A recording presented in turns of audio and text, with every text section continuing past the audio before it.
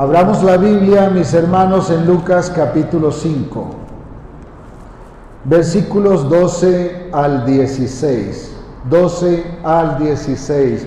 Dice la palabra de Dios: sucedió que estando él en una de las ciudades, se presentó un hombre lleno de lepra, el cual, viendo a Jesús, se postró con el rostro en tierra y le rogó diciendo: Señor, si quieres, puedes limpiarme. Entonces, extendiendo él la mano, le tocó diciendo: quiero, sé limpio. Y al instante la lepra se fue de él. Y él le mandó que no lo dijese a nadie, sino que le dijo: ve, muéstrate al sacerdote y ofrece tu purificación, según mandó Moisés, para testimonio a ellos. Pero su fama se extendía más y más, y se reunía mucha gente para oírle y para que le sanase sus enfermedades. Mas él se apartaba a lugares desiertos y oraba. Así que retomamos el tema de la oración y vamos a ver por qué retomamos el tema de la oración. Y es que cuando Cristo estuvo en la tierra, hermanos, su fama fue muy fuerte, fue muy grande. Pronto se extendió por toda la provincia y en Galilea, donde empezó a predicar. Miles de personas se reunían donde él iba, y hubiera o no hubiera comida, la gente seguía. Hubiera o no hubiera dónde dormir, la gente estaba con Jesús. ¿Y saben cuál era la razón por la cual Jesús se hizo muy conocido? ¿Saben cuál era? Él hacía milagros. La gente no corría detrás de él porque era el Hijo de Dios. De hecho, no lo reconocieron como el Hijo de Dios. Andaban detrás de él porque él hacía milagros. Señor, gracias porque nos das el privilegio de escudriñar tu palabra. Yo te ruego que esta mañana abras nuestro entendimiento para que al seguirte lo hagamos por la razón correcta y no por lo que nos parece. Gracias, Señor. Abre nuestros oídos a tu palabra en el nombre de Jesús. Amén. Entonces le seguían no porque era el Hijo de Dios, sino porque hacía milagros. De hecho, era tan complicada la situación de predicar que Jesús, el Hijo de Dios, levantó una congregación de 120 personas. No se imaginaba, no, predica Dios mismo aquí y eso se convierte en medio mundo. Pues Jesús era Dios y predicó, y su congregación llegó a 120 personas, aunque miles y miles le seguían. La gente le seguía porque hacía milagros. Una vez les dijo: ustedes me siguen porque les doy de comer, y se pusieron todos bravos y se fueron. Y si yo dijera aquí: ustedes vienen porque seguro les duele una muela y quieren que Dios les cure el dolor de muela, entonces se vacía el templo también, porque nos molesta que nos digan la verdad en la cara, hermanos. Es muy duro. Bueno, no lo voy a hacer, no se preocupen. Pero es que Jesús sanaba todo tipo de enfermedad y resucitaba muertos incluso. Pero escucha esto: Cristo no vino a la tierra para hacer milagros. Claro, hizo muchos milagros, pero Él no vino a la tierra para hacer milagros. Él vino para dar a conocer al Padre, y Él vino para dar a conocer el plan de Dios para nosotros. Él vino para establecer el reino en la tierra, darnos a conocer el reino y hablarnos de cómo ser salvos para no ser condenados eternamente. Porque es cierto que Cristo no desecha a nadie por el montón de pecados que tenga, pero sí es necesario ser santificados para ir a su presencia. Porque si no lo somos, seremos condenados. Todos merecemos ser condenados porque hemos pecado. Cualquier pecado que cometamos nos debe mandar al infierno, pero cuando Cristo pagó, salvó a muchos. ¿A quiénes? A quienes reciben la justificación en Cristo. ¡Aleluya! Él vino para reconciliarnos con el Padre, con el Santo. Por eso Él entonces dedicaba buena parte de su tiempo, todo su tiempo, para estar en los negocios de su padre, en estar trabajando en lo que tenía que ver con su padre. Y como su misión, la misión de Cristo, era darnos a conocer a Dios y darnos a conocer su plan para el pecador, o sea, para usted y para mí. Como la misión era darnos a conocer el plan de Dios para salvarnos, entonces Él dedicaba gran parte de su tiempo a fortalecer su relación con el Padre. Se dedicaba a fortalecer cómo Él se entendía mejor con el Padre. ¿Y saben qué hacía Jesús? Jesús oraba. Jesús oraba.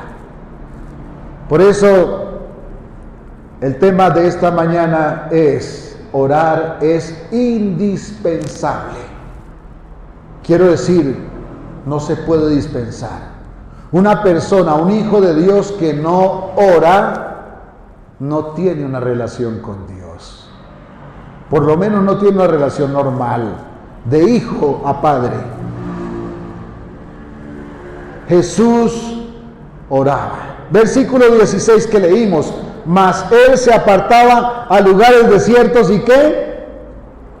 ¿Qué dice? Oraba. Jesús oraba, siempre oraba, hermanos. Ahora, allí hay un detalle. ¿Por qué iba a lugares desérticos? Bueno, pues no es porque solo en el desierto se puede orar. Lo que pasa es que allí, donde Él se apartaba, no estaba el público. Nadie le interrumpía.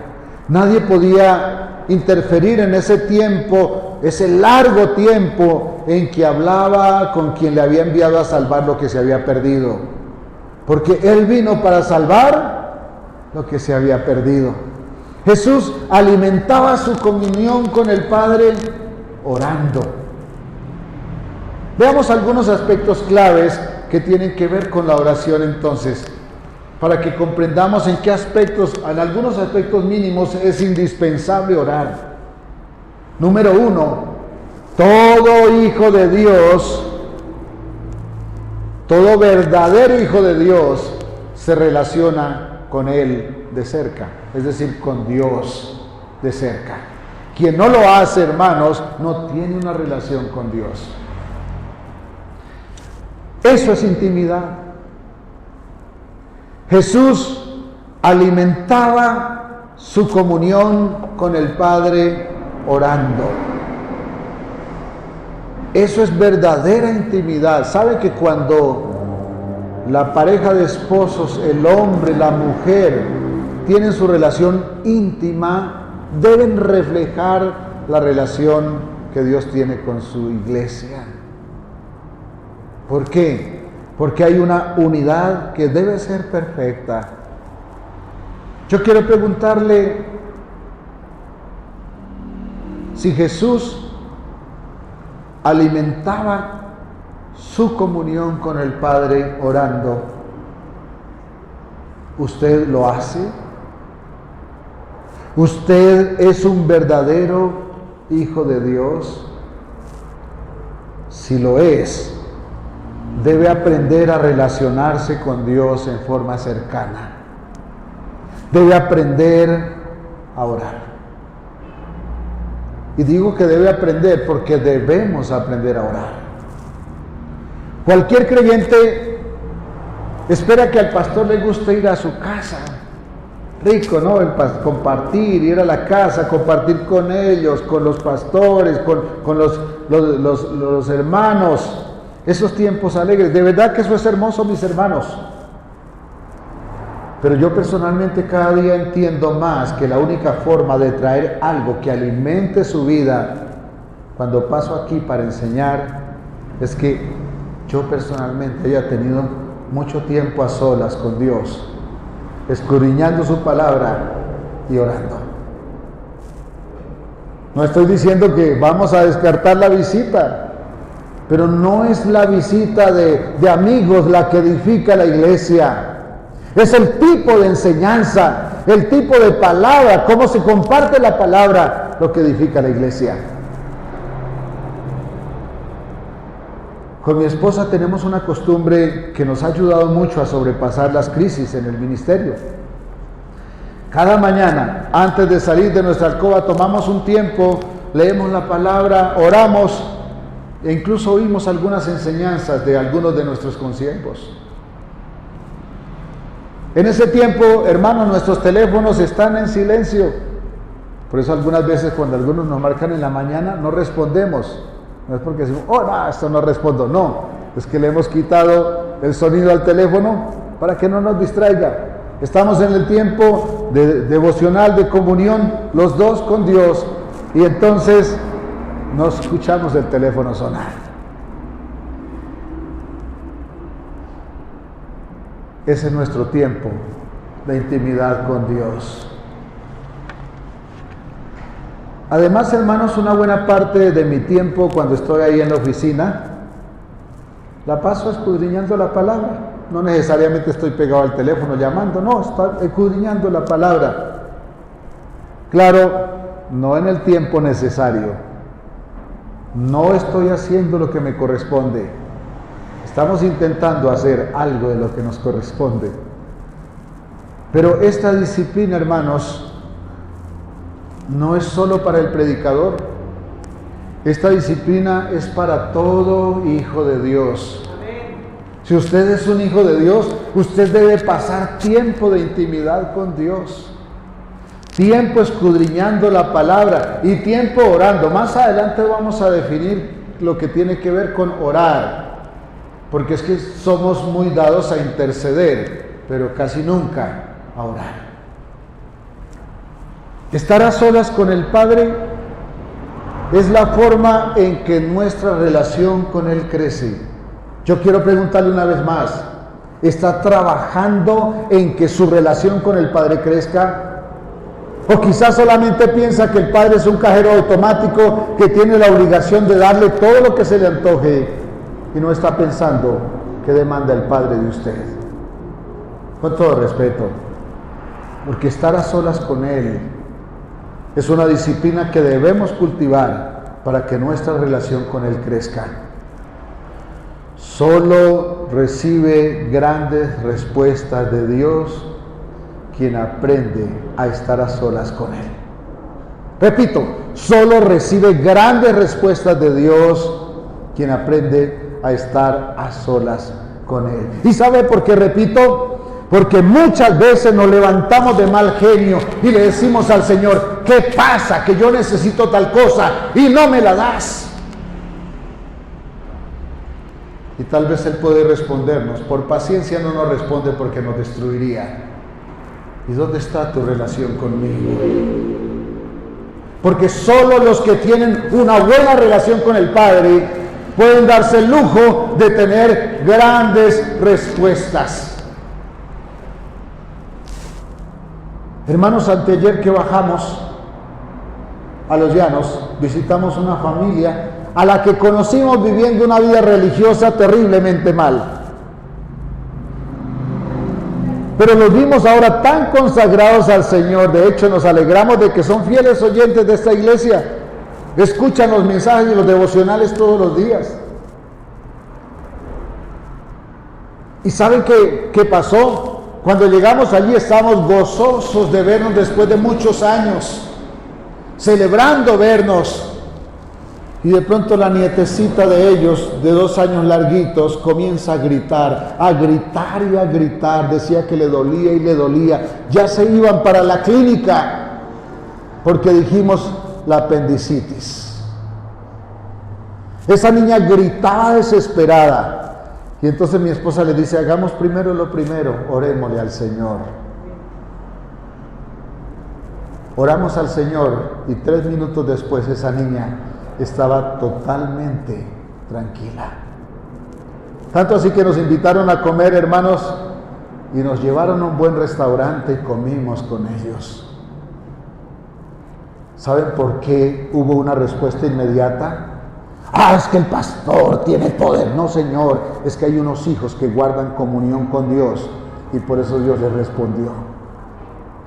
Es por la comunión de los hijos que Dios se manifiesta. no es por el poder que haya en nadie, es por la comunión de ellos con Dios.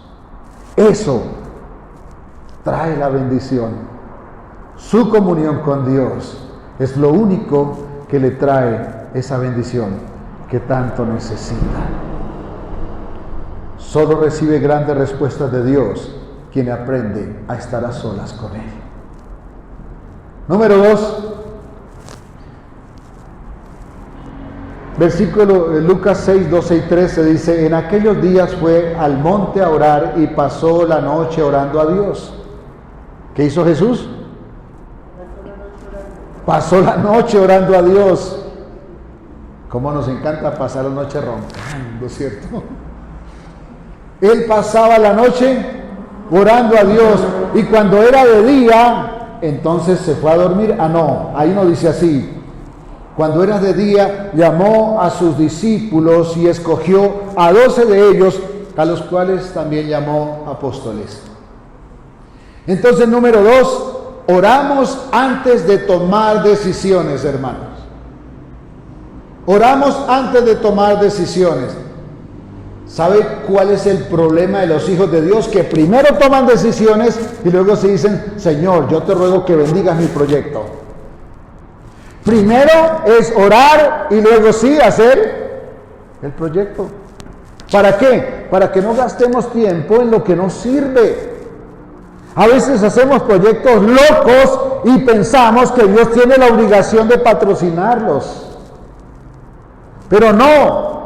Si oramos, si tenemos una buena relación con Él, entonces tenemos sabiduría, porque Él da sabiduría, y entonces sí podemos decirle: Señor, estoy pensando en armar este proyecto. ¿Tú qué opinas? Señor, venga, voy a hablar contigo. Y si es bien malo el proyecto, a lo mejor Él mismo le enseñará que eso es una locura. Y no va a gastar ni tiempo, ni dinero, ni se va a quebrar innecesariamente. Jesús pasó toda la noche orando antes de tomar decisiones importantes. Muchos creen que Jesús venció porque era Dios. No, es que Jesús, Él pasó todas las tentaciones porque era Dios. No, hermanos, Él era Dios, sí, Él era Dios, pero Él no venció como Dios. Él venció como hombre, porque necesitaba pagar la deuda del hombre. Él venció como ser humano porque estaba pagando lo que los seres humanos hicimos mal. ¿Para qué? Para que el Padre pudiera perdonarnos. Hace poco hablamos del tema: ¿por qué, si Dios es santo y justo, puede perdonar al pecador? Y no es porque Dios es tan amoroso que entonces nos rebajó las penas. No. Si Dios es justo, no puede rebajar las penas.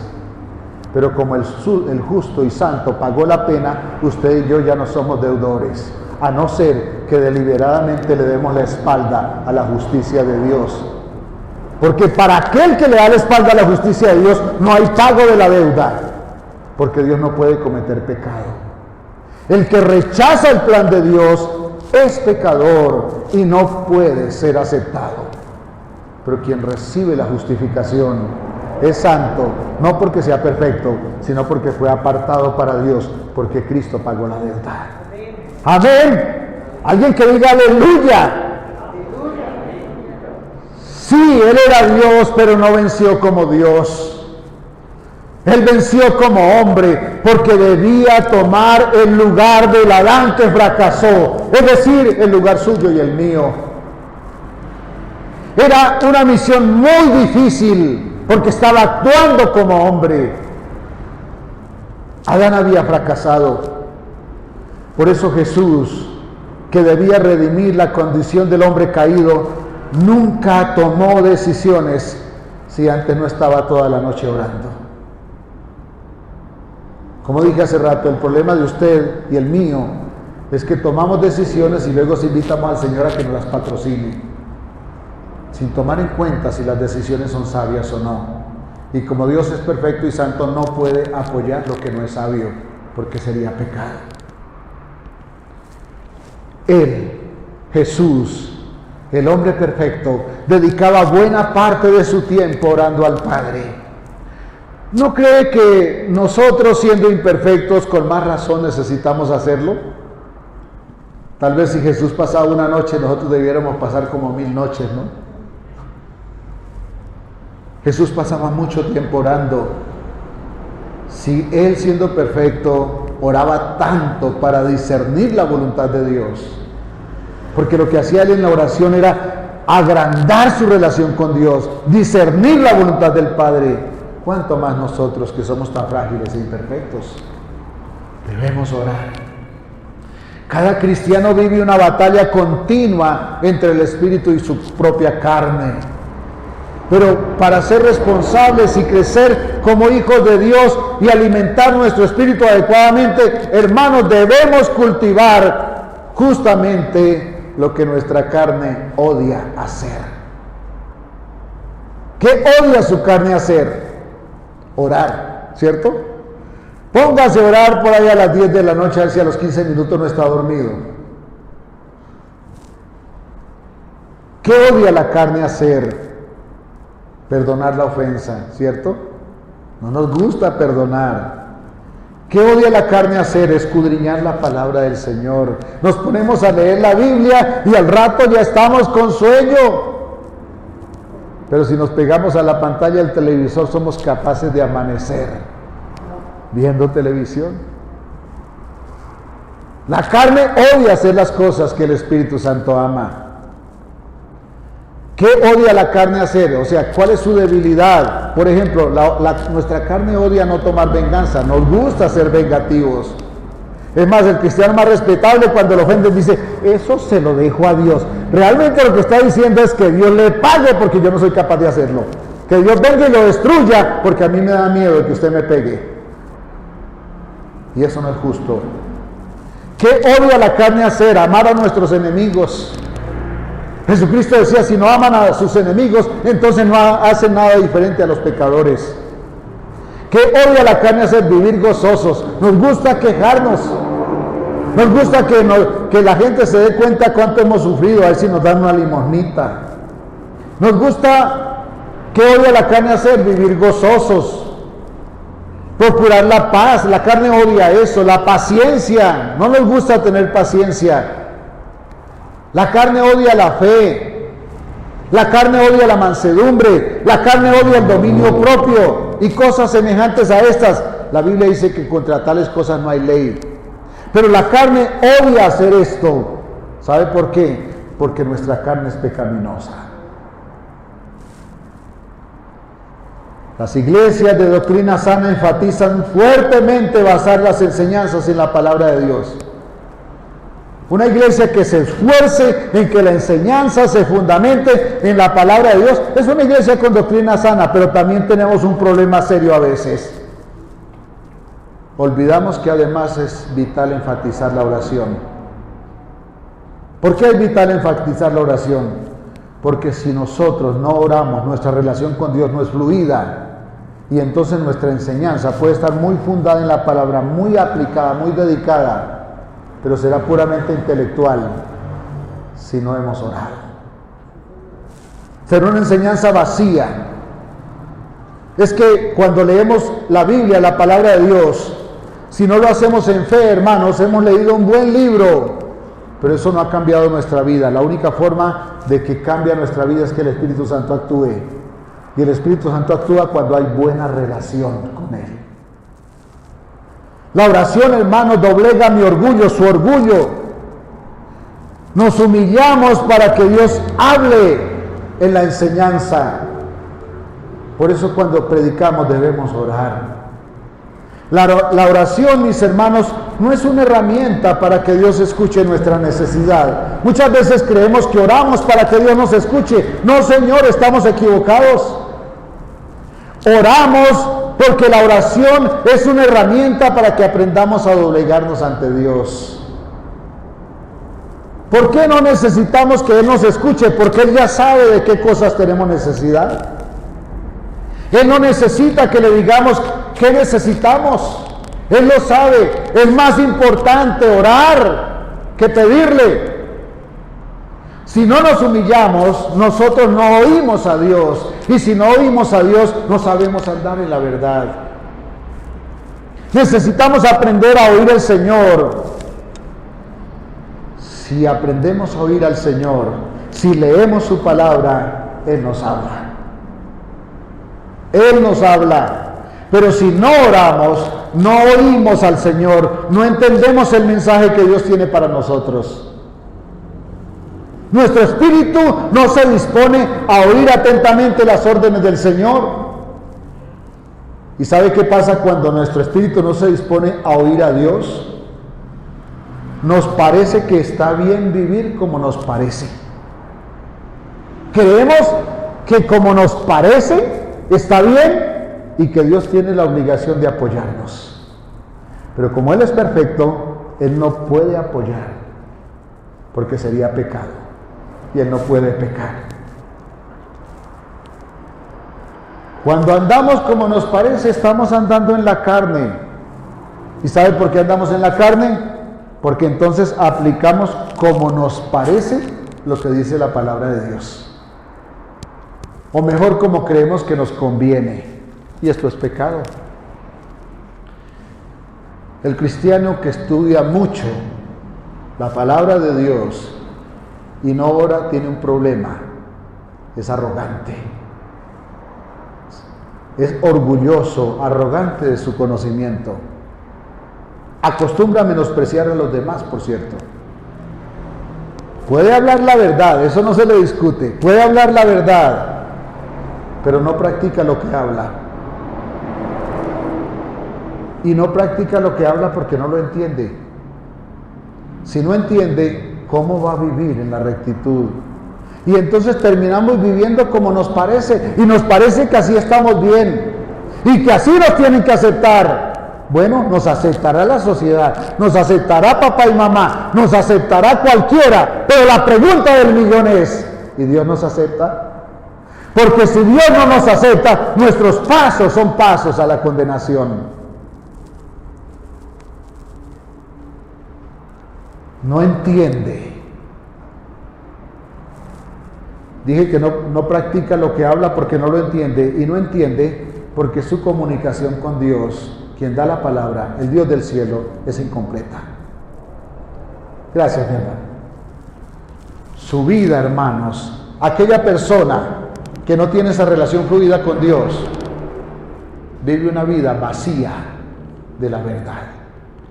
Porque para comprender la verdad es necesario tener una buena relación con quien es la verdad, Jesucristo, el Hijo de Dios. Número 3. Para mantenernos en nuestra labor debemos orar. Es decir, para que no fracasemos. ¿Cuántos de ustedes han fracasado haciendo un negocio? Yo creo que a mí me debieran dar un doctorado en eso. En fracasar. De hecho, me he quebrado más de una vez.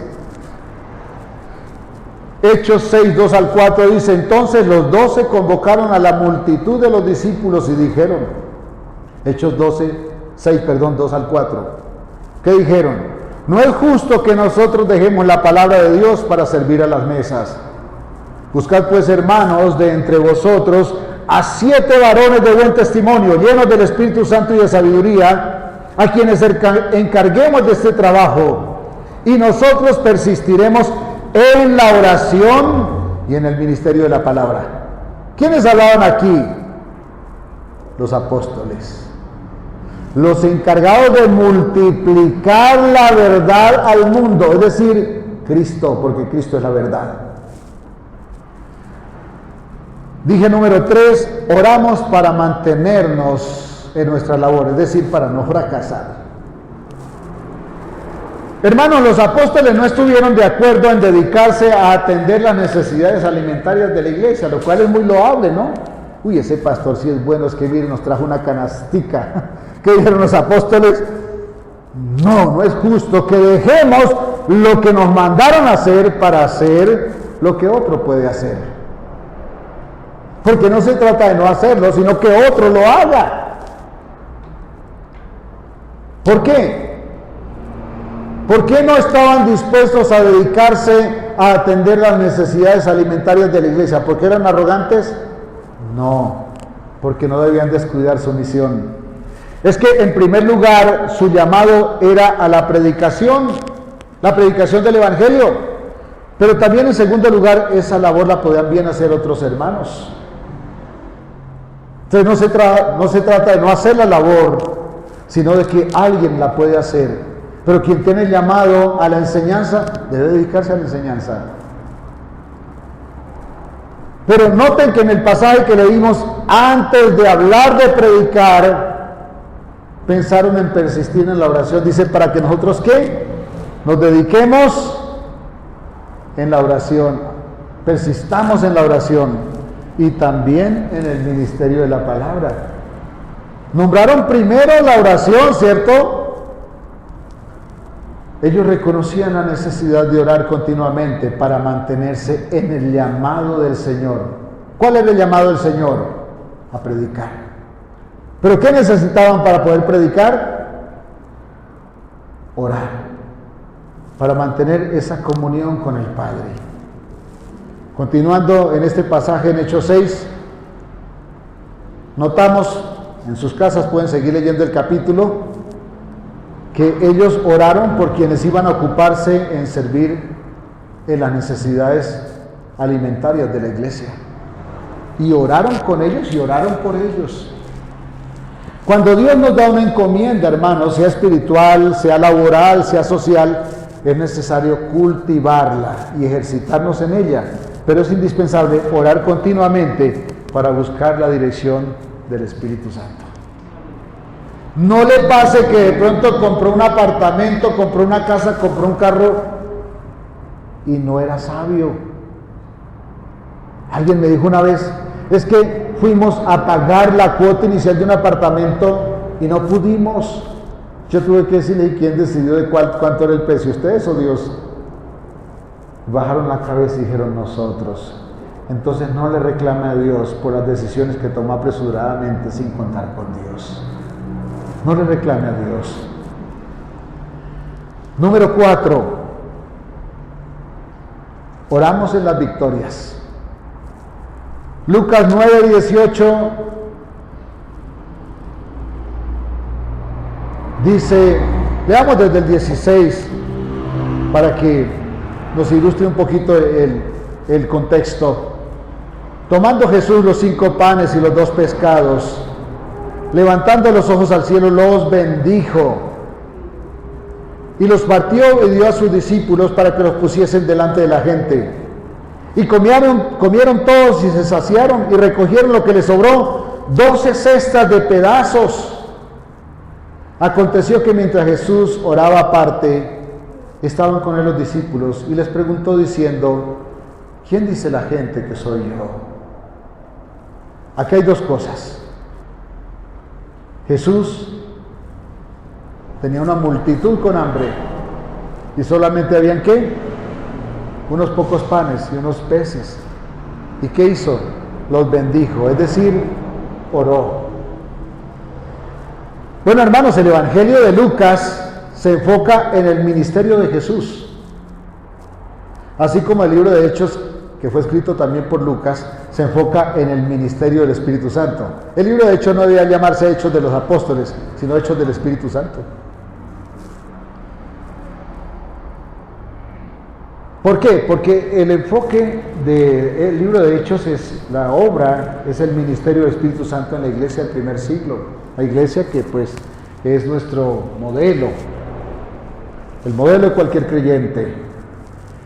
Pero el Evangelio según San Lucas muestra a Jesús como Salvador, quien nos redime de pecado, y para presentarlo como Salvador tiene que mostrarlo como hombre. Por eso se encuentra mucho en Lucas la frase el Hijo del Hombre. Mostraba a Jesús como Salvador y al mostrarlo como Salvador tenía que mostrarlo como hombre, porque Jesucristo era Dios y como Dios salvó, pero como hombre pagó la deuda. Pero presenta a Jesús como hombre en perfecta comunión con el Padre y lo muestra como un hombre de oración. Lucas es el evangelio que muestra a Jesús orando. En estos versículos, hermanos, que leímos, vemos que Él ora después de una victoria. ¿Cuál fue la victoria? 5 panes y 2 peces, y tenía 5,000 hombres sin contar las mujeres y los niños. ¿Qué hizo? Oró, los bendijo y alcanzó para todos y sobró. Ora al multiplicar estos panes y estos peces. El versículo 28 del capítulo 9 de Lucas, el libro que presenta a Jesús como hombre de oración, dice: aconteció 8 días después de estas palabras, que tomó a Pedro y a Juan y a Jacobo y subió al monte a orar. Este, hermano, fue el momento hermoso cuando sucedió lo que conocemos como la transfiguración. ¿Qué estaba haciendo Jesús cuando ocurrió la transfiguración? Estaba orando. ¿Cuándo es que los hijos de Dios ven los mayores milagros? Cuando están orando. Hermanos, si allí en Villavicencio no oramos al Señor en ese momento, no vemos la sanidad de esa niña. La sanidad fue por la fe de esos abuelos que tienen comunión con Dios. Pero para que eso lo vieran, era necesario que ellos oraran. Oraron y Dios mostró su amor, su misericordia. Vemos la gloria de Dios cuando oramos. Grandes milagros que vemos que ocurren tras una oración eficaz. Recibimos poder si nos humillamos y damos gloria a quien es el dador de todo bien, el Todopoderoso. No recibimos cosas grandes sin humillarnos, hermanos. No esperen nada grande en su vida, excepto la misericordia de Dios para comerse el pan. Pero no espere milagros, no espere ver cosas extraordinarias si usted da la espalda a Dios. Si quiere vivir por fuera de la palabra de Dios, diciendo: es que a mí me parece mejor así, porque por eso Dios desechó al rey Saúl. No espere nada, a no ser que usted se humille y ore. Claro, va a recibir el sustento, pero a veces necesitamos algo más. Y cómo nos eleva cuando vemos milagros, cuando vemos que Dios tiende su mano y nos tiende la mano. A veces los milagros creemos que solamente ver un muerto levantarse, pero cuántas veces amanecemos muriéndonos espiritualmente y leyendo una porción de la palabra nos levantamos.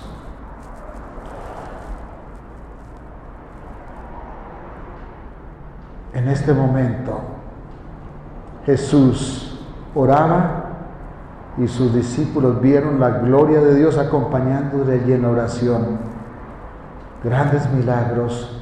Recibimos poder si nos humillamos, recibimos poder, vemos la gloria de Él si nosotros nos humillamos. Pero si no lo hacemos, entonces no oramos, porque es cuando uno ora que se humilla. Y si no lo hacemos, hermanos, nos va a pasar como hace poco le dijo un pastor a uno de los miembros: ¿por qué será que Dios lo bendice a usted y a mí no? Y la ovejita de la iglesia le contestó: pastor, eso es una cosa de fe. Y le dijo: a mí me persiguen las bendiciones, aunque yo me les esconda. Y una vez me dijo: ¿sabe por qué yo digo que a mí me persiguen las bendiciones aunque me les esconda? Porque yo soy tan imperfecto que hago todo para que Dios me bendiga.